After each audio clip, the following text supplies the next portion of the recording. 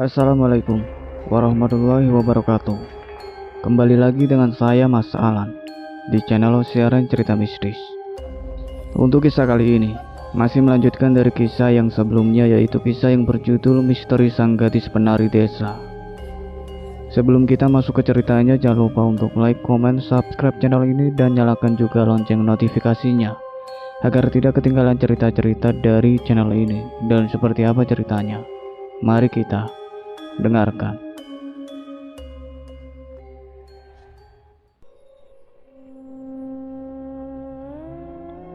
Ketika Handoko terbangun di keesokan harinya, kakak perempuan Ayu sudah tiba. Ia pun berpamitan untuk pulang dan berjanji akan datang lagi nanti malam. Orang tua Ayu mengucapkan banyak terima kasih.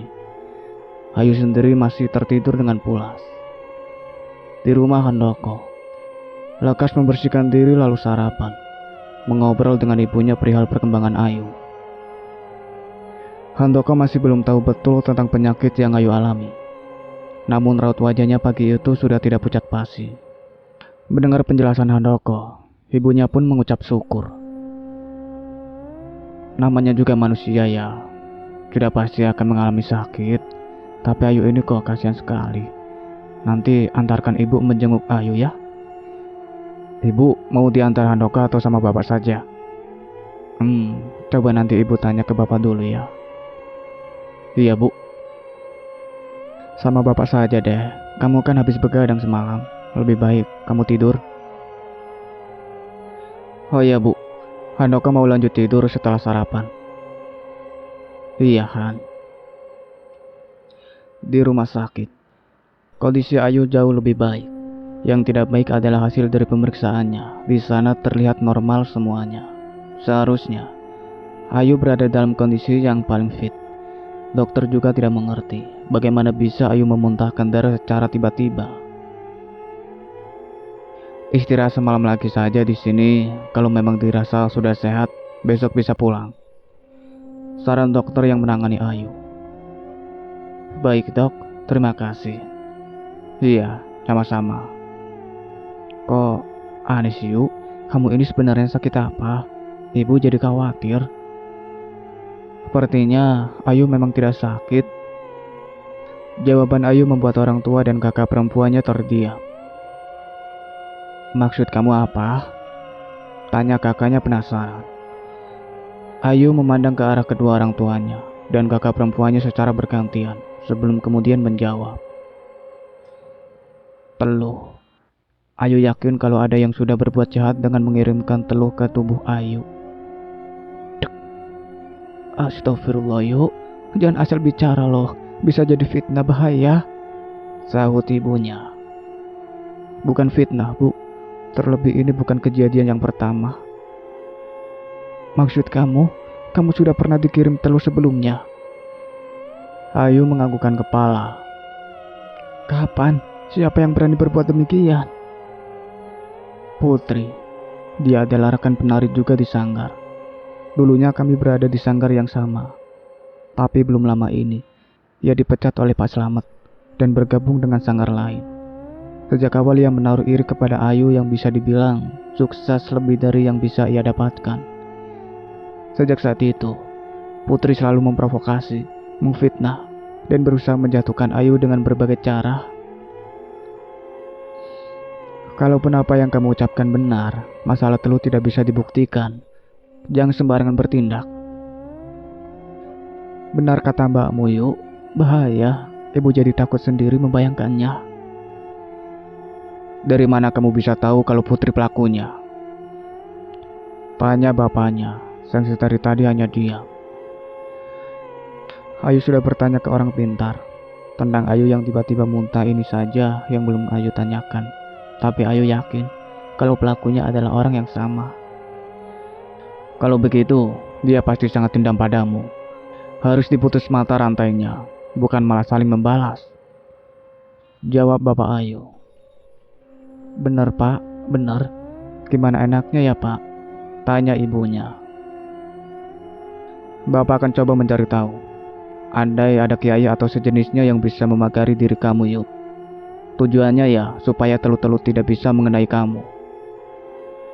Atau bagaimana kalau kamu berhenti menari saja? Kamu bisa melamar jadi guru nari di sekolah-sekolah atau membuka kursus tari. Saut ibunya. Ayu menghela napas panjang. Ayu tidak bisa berhenti. Banyak mimpi-mimpi Ayu yang belum tercapai. Mau berhenti sih boleh saja, tapi tidak saat ini. Jawab Ayu dengan nada pelan namun tegas. Keluarganya pun hanya bisa diam, mendukung keputusan yang Ayu buat sembari terus mendoakannya.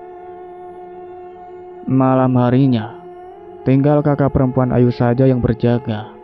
Ayu menghubungi Handoko meminta agar dibawakan makanan, karena tak tega membangunkan kakaknya yang sudah tertidur. Ayu tahu kalau kakaknya kecapean setelah melakukan perjalanan jauh. Karena itulah ia meminta kepada Handoko. Oke, tunggu ya. Siap, makasih ya Han. Assalamualaikum. Iya yuk. Waalaikumsalam. Sesampainya di ruang rawat inap, lagi-lagi Ayu menari. Handoko berjalan mendekat seraya menunjukkan bungkusan makanan yang ia bawa. Ngapain nari lagi sih? Ayo makan, ajak Handoko. Iya sebentar, makasih ya sudah dibelikan. Handoko meletakkan 2 bungkus makanan di atas nakas, lalu menarik pelan pundak Ayu dengan maksud agar sahabatnya itu mau berhenti. Namun Ayu mengepaskan pelan tangan Handoko dari pundaknya. Apa kamu gak bisa hidup kalau sehari saja tidak menari? Bukan begitu Han, nanggung, sebentar lagi juga selesai. Apa kamu sudah lupa, kemarin kamu juga menari sampai pingsan? Aku gak akan pingsan lagi kok Han, aku sudah sehat, besok pagi juga pulang. Bisa gak sih nurut? Ayu mengulas senyum, sembari terus mengayunkan tubuhnya dengan lembut, ke kanan dan ke kiri. Menirukan arus air yang tenang tapi menghanyutkan. Handoko kembali diam sembari terus mengamati. Amat-amat, ia mendengar ada suara gamelan, sama persis seperti kemarin. Untuk sesaat ia masih berpikir kalau itu merupakan bunyi gamelan dari orang yang sedang memiliki hajatan. Namun ketika Handoko kembali memikirkannya dengan teliti, ia yakin kalau malam itu sama sekali tidak ada hajatan yang digelar. Dek, ini gamelan apa? Bunyi ini dari mana? Kok bisa? Jangan-jangan Ayu.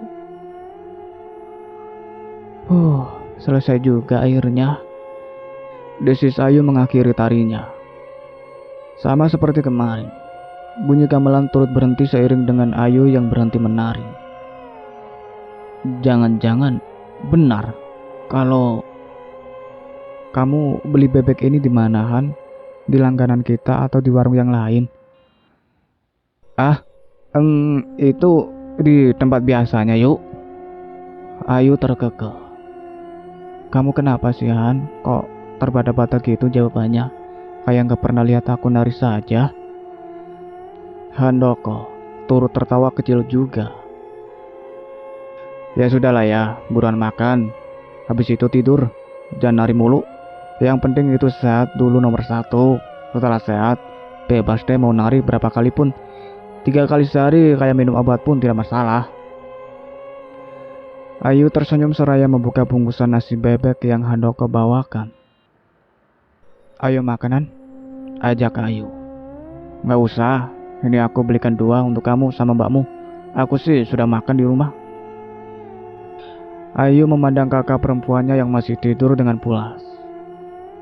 Mbakku lagi tidur pulas tuh, kayaknya gak mungkin bangun sampai pagi deh. Kamu saja yang makan nasi bebeknya. Sayang loh, mubazir nanti. Ya sudah kalau begitu.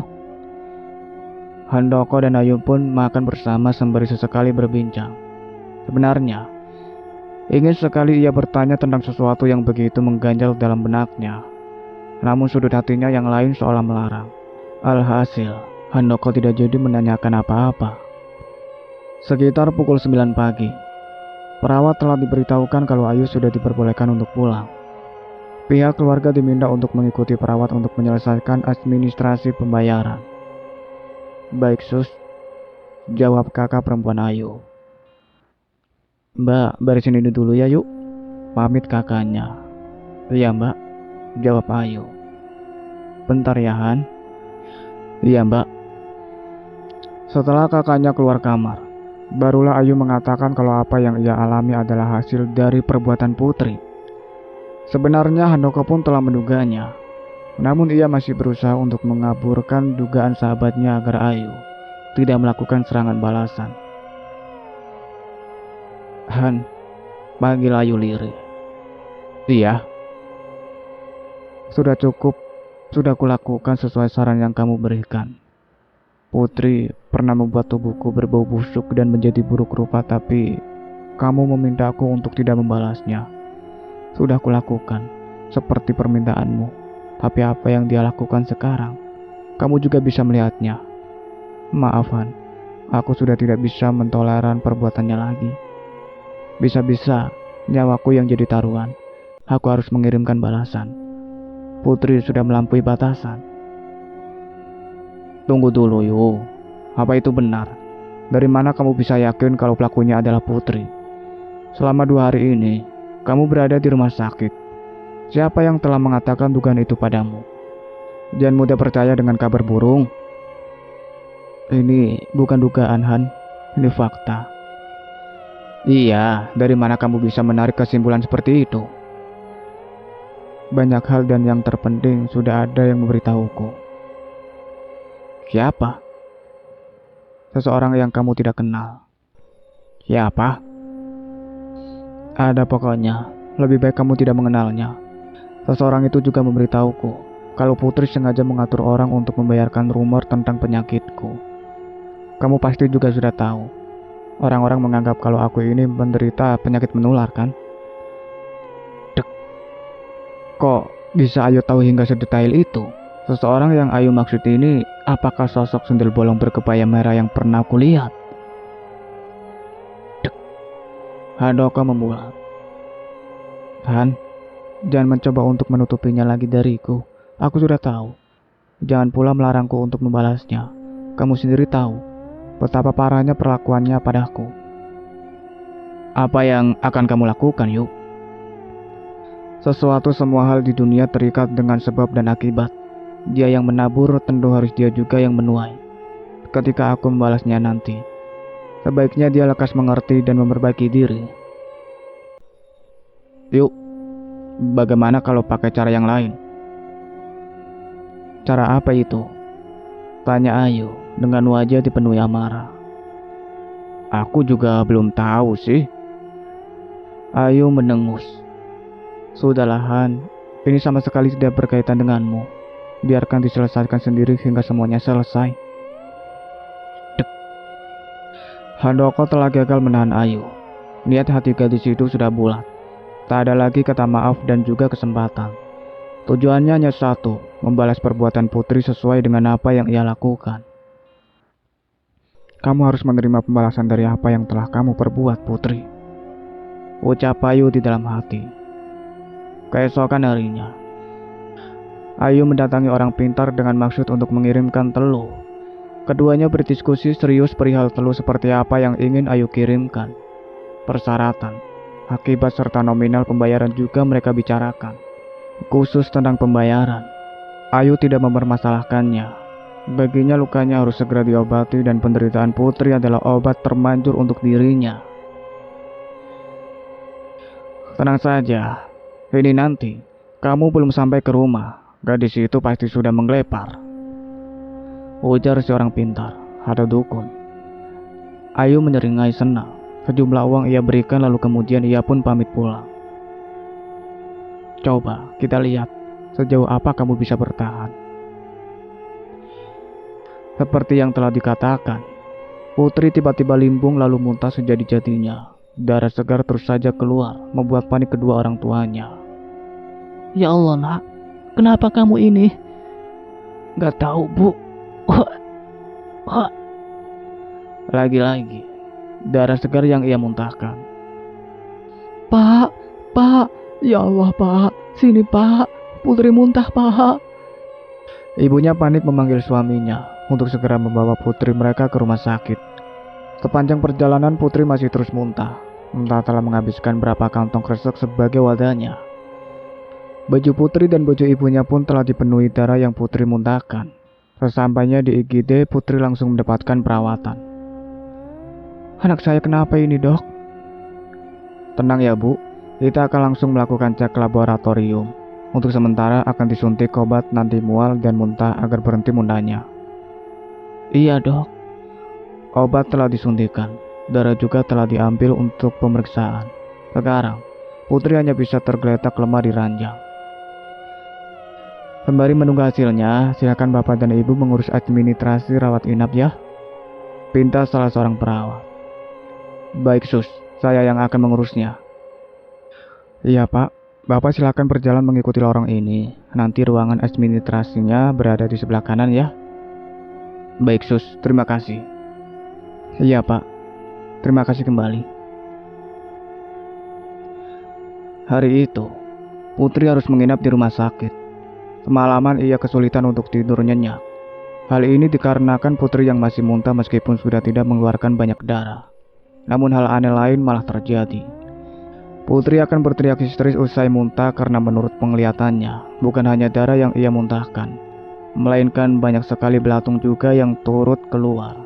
Tentu saja, hanya Putri seorang yang bisa melihatnya. Kedua orang tuanya hanya bisa panik dan kebingungan.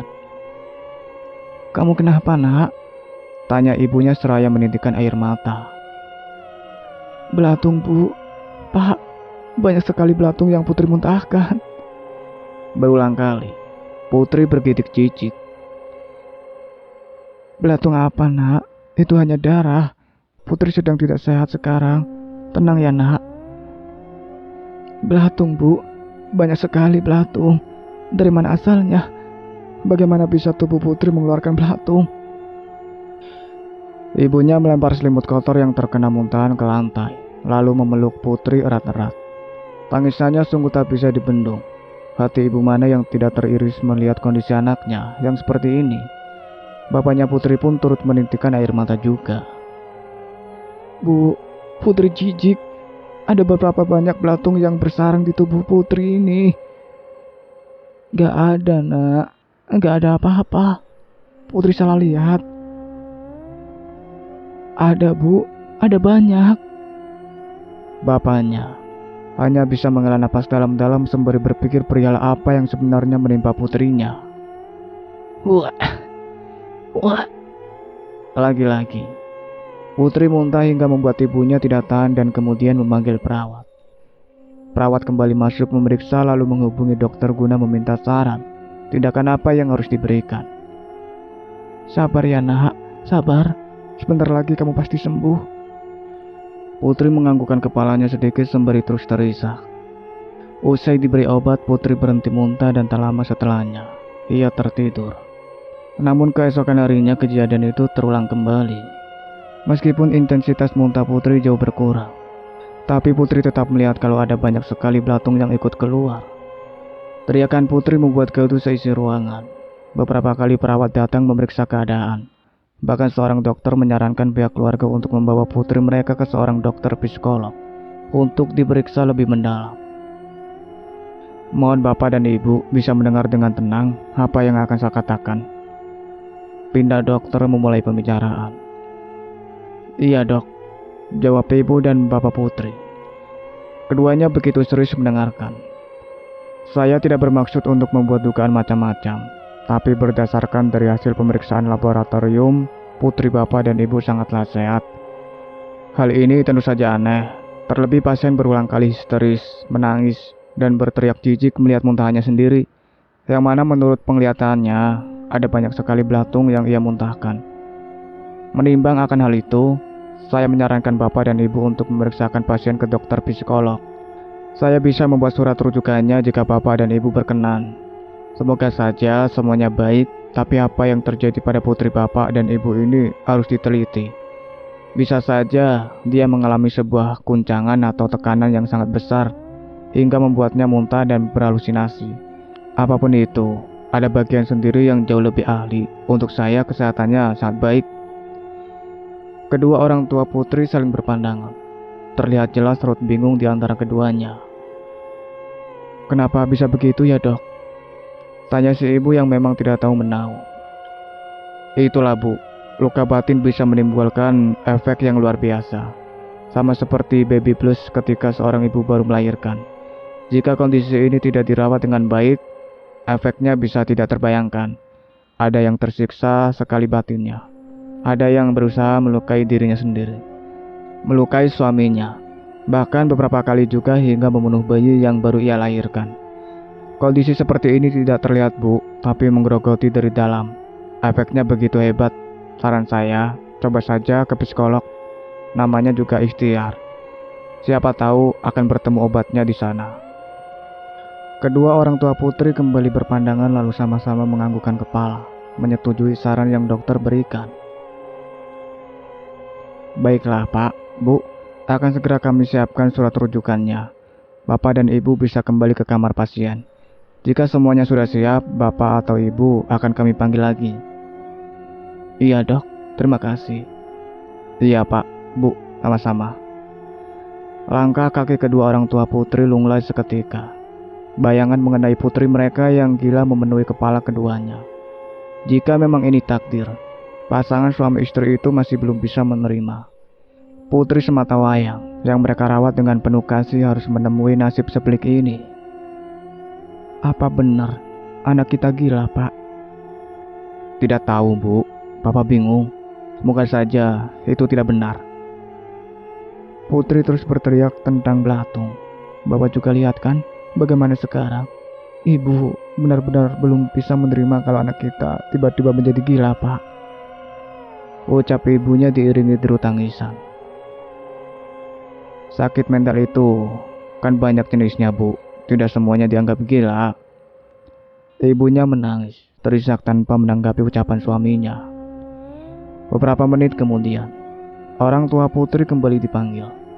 Surat rujukan diberikan sekaligus pengurusan seluruh administrasi pembayaran.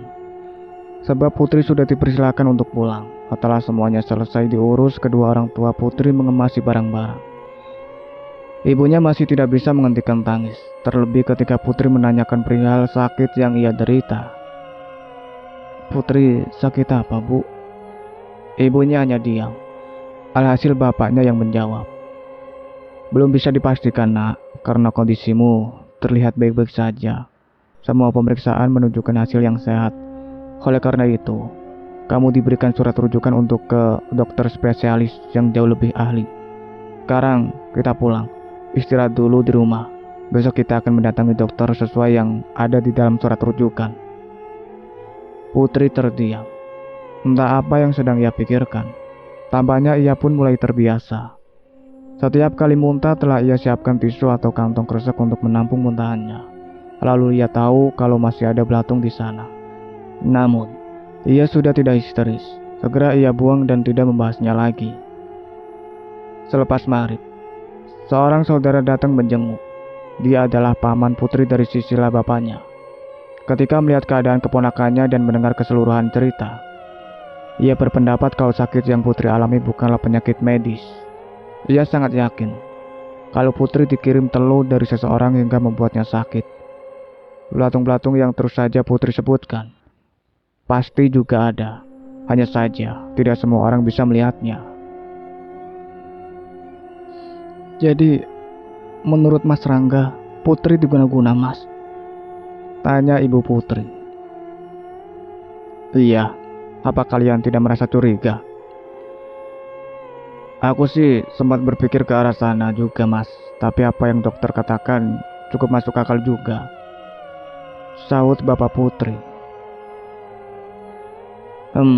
Masalah seperti ini benar-benar membuat pening. Bagaimana kalau kalian jalan dua-duanya? Ke dokter iya, ke orang pintar juga iya.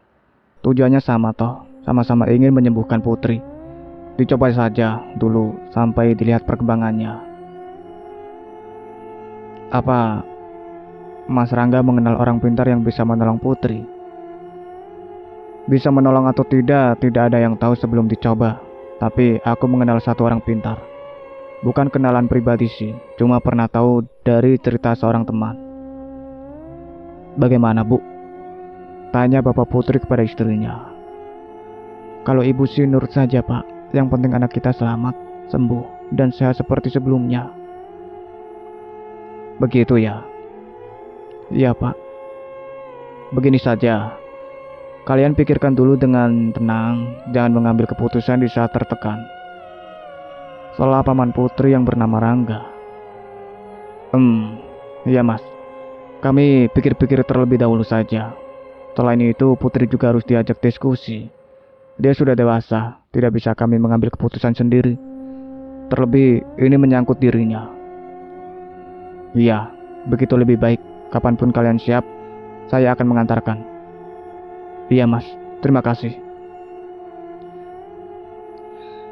Hari yang sangat melelahkan untuk putri dan keluarga. Di kamar, putri masih muntah beberapa kali. Belatung yang berukuran kecil hingga belatung yang berukuran besar masih ikut termuntahkan. Namun, rasa jijik telah menghilang.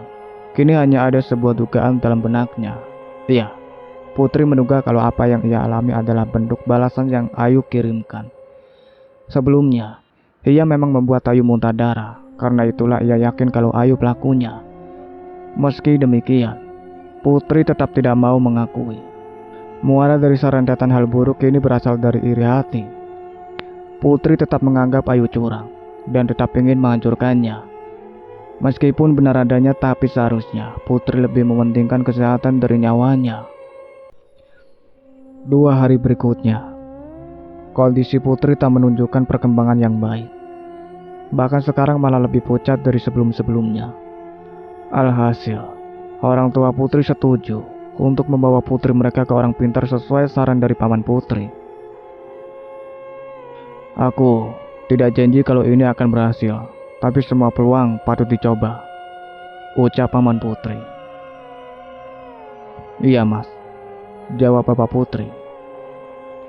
Mereka pun berangkat menuju rumah si orang pintar. Ternyata bukan hanya mereka pasien yang datang untuk berobat. Ada sebuah keluarga juga yang sepertinya mengalami hal serupa seperti yang Putri alami. Setelah masalah orang itu ditangani, barulah Putri beserta keluarganya diperkenankan untuk menemui seorang pintar. Dalam sekali lihat, orang pintar yang ternyata bernama Ki Baskoro langsung tahu kalau Putri sakit dikarenakan kiriman teluh.